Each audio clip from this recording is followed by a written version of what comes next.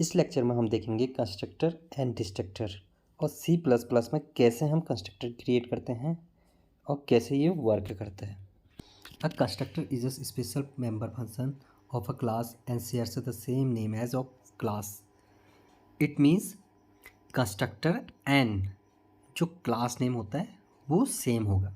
Okay, means class name जिस नाम से डिफाइन करेंगे हम वही नाम से हम कंस्ट्रक्टर को क्रिएट करेंगे। Constructor is called by the compiler whenever the object of the class is created। Means constructor कब कॉल होता है? जब उस क्लास का ऑब्जेक्ट क्रिएट कर लेते हैं। मीन्स क्लास का ऑब्जेक्ट क्रिएट करते ही कंस्ट्रक्टर कॉल हो जाते हैं। वहाँ पे कंस्ट्रक्टर को अलग सा कॉल करने की ज़रूरत नहीं होता है, ऑटोमेटिकली जितने भी कंस्ट्रक्टर बने होंगे उसको कॉल कर लेता है। It allocates the memory to the object and initialise class data member by default values और values passed by the user while creating an object। Constructor don't have any return type. Constructor के पास कोई भी return type नहीं होता है। Means void और function name या इंट फंक्शन नेम ये नहीं लगाते हम, because their work is to just create and initialise the object. Okay, means हमारा जब कंस्ट्रक्टर को क्रिएट करेंगे वहाँ पर हमारा वॉइड, इंट, फ्लोट इस टाइप के कोई भी डेटा टाइप का यूज़ नहीं करेंगे। टू क्रिएट कंस्ट्रक्टर, यहाँ पर हमारे पास क्या है, सिंटैक्स है कंस्ट्रक्टर को कैसे क्रिएट कर रहे हैं। क्लास नेम में माई क्लास है, ठीक। पब्लिक माई क्लास से फिर से क्या बन दिया, एक फंक्शन बना दिया। यही फंक्शन क्या है, हमारा कंस्ट्रक्टर है। ओके, यानी कि जिस नाम से हमारा क्लास है उसी नाम से कंस्ट्रक्टर बनाएंगे हम फंक्शन को डिफाइन करके। सी आउट, और ये हमारा क्या है, कोई स्टेटमेंट है। ओके, तो class name and function name same होगा किसमें, कंस्ट्रक्टर में। जब हम इंटू मेन में जब उस क्लास का, मेन क्लास का ऑब्जेक्ट बनाएंगे, माई ऑब्जेक्ट करके बनाएगा माई ओबीजे, ये बनाते ही जो ये माई क्लास है, ये फंक्शन है या कंस्ट्रक्टर है, वो ऑटोमेटिकली कॉल हो जाएगा। इससे पहले हम क्या कर रहे थे, इसका ऑब्जेक्ट बनाते ही, क्लास का ऑब्जेक्ट बना के माई ओबीजे डॉट फिर फंक्शन, कोई भी फंक्शन को कॉल कर रहे थे ऐसा करके, ठीक। यहाँ पे हमें कॉल करने की ज़रूरत नहीं होती है कंस्ट्रक्टर को, ऑटोमेटिकली क्लास का ऑब्जेक्ट बनते ही कंस्ट्रक्टर कॉल हो जाता है। नेक्स्ट देखेंगे हम डिस्ट्रक्टर क्या होता है। What is destructor? Destructor is an instance member function which is invoked automatically whenever an object is going to be destroy. Means जब क्लास का ऑब्जेक्ट बन जाता है तो उसको डिस्ट्रॉय करने के लिए एक डिस्ट्रक्टर फंक्शन का यूज़ किया जाता है। Meaning a destructor is the last function that is going to be called before an object is destroyed. Object को डिस्ट्रॉय करने के लिए डिस्ट्रक्टर का यूज़ किया जाता है। Destructor is also a special member function like constructor. Destructor destroys the class object created by constructor. जब constructor के द्वारा ऑब्जेक्ट क्रिएट किया जा रहा है तो जितने बार कंस्ट्रक्टर ऑब्जेक्ट क्रिएट करेगा उतने बार ही डिस्ट्रक्टर उस ऑब्जेक्ट को डिस्ट्रॉय करने के लिए क्रिएट हो जाएगा या ऑटोमेटिकली कॉल हो जाएगा। Destructor has the same name as the class name. Means जैसे हमने कंस्ट्रक्टर को क्रिएट किया था as same name as class name, वैसे ही डिस्ट्रक्टर को भी हम same name as class name करेंगे। बट यहाँ पे प्रीफिक्स में क्या जोड़ देंगे हम, टिल्ड साइन। एक टिल्ड साइन से हम उसको ऐड कर देंगे पहले प्रीफिक्स में। It is not possible to define more then one destructor. Destructor एक ही बार डिफाइन करेंगे और जितने बार ऑब्जेक्ट बनेगा ऑटोमेटिकली उतने बार डिस्ट्रॉय कर देगा। Destructor neither requires any argument और रिटर्न टाइप। इसमें भी कोई भी पैरामीटर या आर्ग्यूमेंट या डिस्ट्रक्टर के लिए कोई भी डेटा टाइप डिफाइन नहीं करेंगे जैसे कि हमने कंस्ट्रक्टर में किया था। लेकिन कंस्ट्रक्टर में हम पैरामीटर या आर्ग्यूमेंट पास करेंगे, वहाँ पे जस्ट डेटा टाइप नहीं होगी।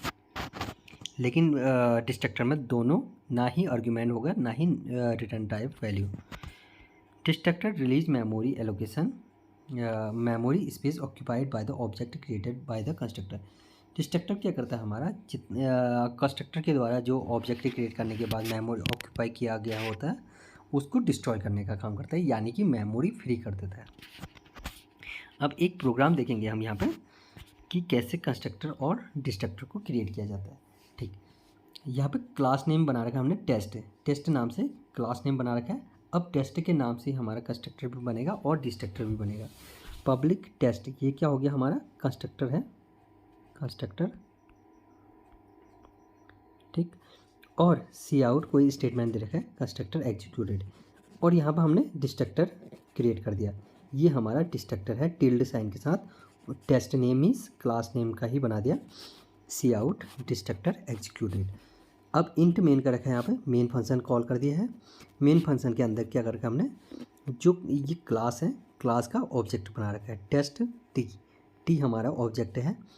अब टेस्ट जो टी बनते ही ऑब्जेक्ट क्रिएट होते ही हमारा ये जो कंस्ट्रक्टर है और डिस्ट्रक्टर है दोनों कॉल हो जाएगी, और इसका आउटपुट मिल जाएगा कि आउटपुट में क्या आना चाहिए, constructor executed and destructor executed. अब यहाँ पर हम वही प्रोग्राम को कॉपी पेस्ट कर दिया। ठीक है, यहाँ पर देखेंगे हम कैसे हमारा वो कंस्ट्रक्टर और डिस्ट्रक्टर वर्क कर रहा है। ठीक, टेस्ट क्लास टेस्ट नाम से हमारा क्लास बना दिया, और पब्लिक टेस्ट एक फंक्शन बना रखा है जो कि क्लास नेम की तरह है। तो हमारा ये क्या है, कंस्ट्रक्टर क्रिएट हो गया, और टेस्ट के आगे हमने टिल्ट साइन लगा दिया तो एक डिस्ट्रक्टर बन गया। जब हमने टेस्ट O1 या T1 जो भी बनाएंगे हम ऑब्जेक्ट बनाएंगे, तो ये कितने बार एक ऑब्जेक्ट बना है तो एक ही बार हमारा क्या होगा, कंस्ट्रक्टर कॉल और डिस्ट्रक्टर कॉल हो जाएगा। ठीक, तो यहाँ पर रन करेंगे तो हमारा one time constructor executed and destructor executed आएगा। ठीक, constructor executed and destructor executed. Okay, अब हम यहाँ क्या करते हैं, ऑब्जेक्ट जितने बार बनाएंगे हम, जितने ऑब्जेक्ट बनाएंगे उतने बार कंस्ट्रक्टर और डिस्ट्रक्टर कॉल हो जाएगी। O2 बना देंगे, ठीक है, 2 बार, अगर O3 बनाते हैं 3 बार बना दिया। ठीक, तो हमारे 3 ऑब्जेक्ट क्रिएट कर रखा है तो उतने बार ही कंस्ट्रक्टर और डिस्ट्रक्टर कॉल हो जाएगा। ठीक, तो यानी कि 6 बार होने चाहिए। तो यहाँ पर हमारा 3 बार कंस्ट्रक्टर एग्जीक्यूट होता है और 3 बार वो क्या कर रहा है, ऑब्जेक्ट को डिस्ट्रॉय कर रहा है, यानी कि कंस्ट्रक्टर क्रिएट होने के बाद ऑब्जेक्ट को डिस्ट्रॉय करने का काम कर रहा है।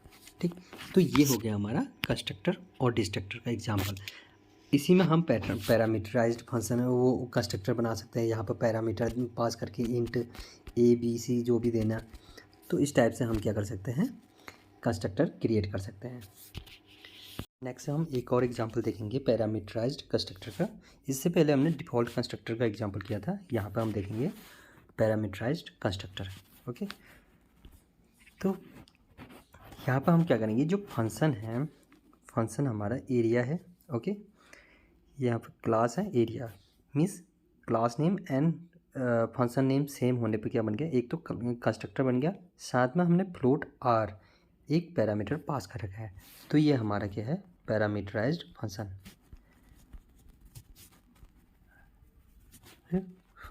या पैरामीटराइज्ड फंक्शन कह सकते हैं या कंस्ट्रक्टर कह सकते हैं। Okay, parameterised constructor.